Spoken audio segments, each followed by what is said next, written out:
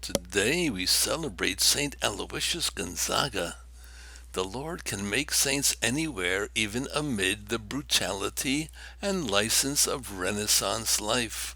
Florence was the mother of piety for Aloysius Gonzaga, despite his exposure to a society of fraud, dagger, poison, and lust. As the son of a princely family, he grew up in royal courts and army camps. His father wanted Aloysius to be a military hero. At age 7, Aloysius experienced a profound spiritual quickening. His prayers included the Office of Mary, the Psalms, and other devotions. At age 9, he came from his hometown of Castiglione to Florence to be educated. By age 11, he was teaching catechism to poor children, fasting 3 days a week, and practicing great austerities. When he was 13 years old, he traveled with his parents and the Empress of Austria to Spain and acted as a page in the court of Philip II. The more Aloysius saw of court life, the more disillusioned he became, seeking relief in learning about the lives of saints. A book about the experience of Jesuit missionaries in India suggested to him the idea of entering the Society of Jesus, and in Spain his decision became final. Now began a 4-year contest with his father. Eminent churchmen and lay people were pressed into service to persuade Aloysius to remain in his normal vocation. Finally he prevailed, was allowed to renounce his right to succession, and was received into the Jesuit novitiate.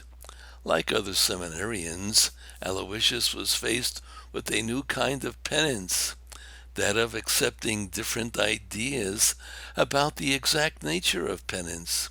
He was obliged to eat more and to take recreation with the other students.